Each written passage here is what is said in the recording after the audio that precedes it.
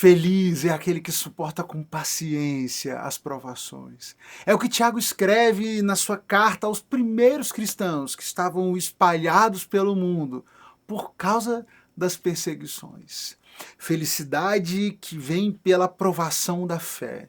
Felicidade que é encontrada no desafio de perseverar e que, ao desenvolver essa perseverança, ao trabalhar essa fé na perseverança, nos leva à maturidade, nos leva a sermos completos, plenos diante de Deus, nos possibilita experimentar uma alegria plena, uma alegria profunda, uma alegria diferente dessa alegria superficial, passageira que o mundo tenta nos empurrar, tenta nos oferecer, meramente pautada nos prazeres momentâneos, nos prazeres superficiais, nos prazeres sensoriais. Não, não é dessa alegria que Tiago está falando. Tiago fala de uma alegria que enche o coração, que preenche a alma, uma alegria de fato plena, profunda, que só é encontrada nessa perseverança em Jesus. Por isso, ele diz a esses irmãos de fé que estão sendo perseguidos, que estão enfrentando diversas dificuldades por causa da sua fé em Jesus: felizes são vocês, felizes são vocês, felizes são aqueles que suportam com paciência as provações, as tentações, porque depois receberá a coroa da vida que Deus prometeu àqueles que o amam. A felicidade, será encontrada nessa perseverança, e nós devemos ver como motivo de grande alegria quando passarmos por qualquer tipo de provação. Porque quando nós estamos passando por provações, por qualquer tipo de provação, nós sabemos que a nossa fé está sendo provada. E quando a nossa fé é provada, a perseverança tem a oportunidade de crescer. E é necessário que ela cresça. Ela quem? A perseverança. É necessário que ela cresça, pois quando ela estiver plenamente desenvolvida em vocês, quando a perseverança em Cristo estiver plenamente desenvolvida em nós, vocês serão maduros e completos, sem que nada lhes falte.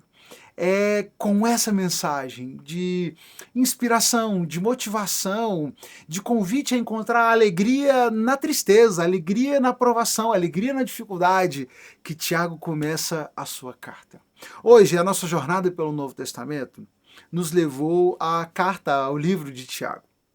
Vão ser, então, 5 capítulos. Então, nesses próximos 5 dias de leitura, nós vamos nos deter por essa carta de Tiago, que, ao que tudo indica, foi a primeira carta, o primeiro conteúdo a ser escrito do Novo Testamento. Nós temos aqui uma carta que provavelmente foi escrita entre o ano 45 e o ano 50, portanto, entre 15 e 20 anos após a crucificação, a ressurreição de Jesus. Uma carta que é escrita às 12 tribos espalhadas pelo mundo, isso porque ele está escrevendo a esses irmãos de fé que foram dispersos justamente por causa dessa perseguição. Esses cristãos que estão espalhados pelo mundo, que estão em diversos lugares, cristãos esses que até então, até aqui, ainda estão restritos a judeus convertidos a Cristo. Aqui a igreja ainda não era composta por gentios, né? Não tinha ainda esse grupo de gentios convertidos. Tiago escreve então a esses cristãos, a esses discípulos de Jesus, espalhados pelo mundo, que estão enfrentando perseguições, que estão enfrentando privações, tentações das mais diversas por causa da sua fé. E Tiago começa sua carta dizendo: isso é motivo de alegria. Vejam essas provações, essas dificuldades que vocês estão enfrentando como motivo de alegria, porque isso vai fazer de vocês melhores, mais fortes, maduros na sua fé, e vão alcançar essa maturidade plena, vão ser plenos em Jesus, e isso deve ser para vocês motivo de muita alegria. E essa mensagem deve ser resgatada para os nossos dias. E como é importante essa mensagem para nós ainda hoje, especialmente porque nós vivemos num mundo cada vez mais avesso ao sofrimento, avesso a qualquer experiência de dor, a qualquer dificuldade. Nossa sociedade, que se diz cristã, mas que está cada vez mais distante desses princípios, dos valores cristãos, se acostumou a associar, e de forma muito triste, isso acontece em muitos contextos de igreja, se acostumou a associar a presença de Deus, a ação de Deus, com prosperidade, com riqueza, com provisão. E é curioso porque nesses contextos, quando se fala sobre servimos o Deus da provisão, ninguém está falando de verdade sobre o pão de cada dia, sobre o Senhor nos dar aquilo que precisamos. Não, essa galera não está interessada no pão de cada dia. Quando falam sobre o Deus da provisão, estão falando sobre uma divindade que inventaram para si, que lhes dá riqueza, que lhes dá prosperidade, e estão acostumados a enxergar em Deus apenas aquele que promove a prosperidade financeira, que vai levá-los ao primeiro milhão, que vai levá-los à independência financeira, que vai dá-los uma casa num grande condomínio fechado, um carro importado, dinheiro para que possam gastar com tudo que querem, uma ida à Disney 2 vezes ao ano, dinheiro para poder fazer chover e de vez em quando fazerem uma boa ação daqui ou dali e se sentirem bem com a sua generosidade distribuindo algumas esmolas. De forma muito triste, ao longo da história e ao longo dos séculos, muitos que se dizem cristãos perderam de vista o fato de que as provações fazem parte da jornada, da vida de fé. E deveríamos olhar para as provações, para as tentações, como um motivo de alegria, porque nelas nós temos a oportunidade de sermos trabalhados pelo Senhor. Não é de surpreender que muita gente se apegue a Deus e se volte para Deus quando quer crescer, que renda alguma gratidão a Deus porque as coisas vão indo bem, mas também uma quantidade muito grande de pessoas se afasta do Senhor, abandona os caminhos do Senhor quando as coisas não caminham dentro daquilo que elas gostariam. Mas a verdade é que o Senhor jamais, nunca, em momento algum, nos prometeu uma vida isenta de provações, isenta de dificuldades, isenta de perseguições, de dias difíceis. Muito pelo contrário. Ele nos ensina a encontrar alegria em meio a tudo isso.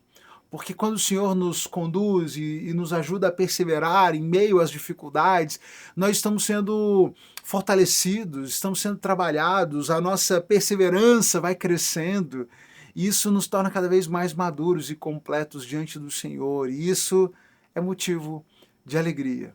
Por isso, irmão, nessa leitura de hoje, desse primeiro capítulo de Tiago, nessa primeira reflexão na carta de Tiago, eu convido você a pensar sobre como essa realidade se aplica à sua vida.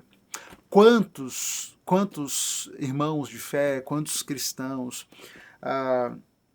se iram contra o Senhor, se voltam contra Deus, se revoltam contra Jesus, porque estão enfrentando uma dificuldade, como Deus pôde permitir que eu passasse por isso, eu fui tão fiel e eu fiz isso, eu fiz aquilo, por que o Senhor permitiu que algo tão difícil acontecesse?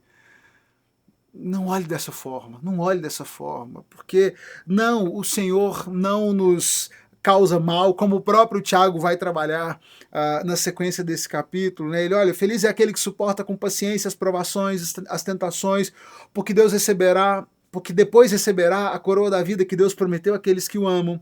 E quando vocês forem tentados, não digam, essa tentação vem de Deus, pois Deus nunca é tentado a fazer o mal, e Ele mesmo nunca tenta alguém. A tentação vem dos nossos próprios desejos, que nos seduzem, que nos arrastam.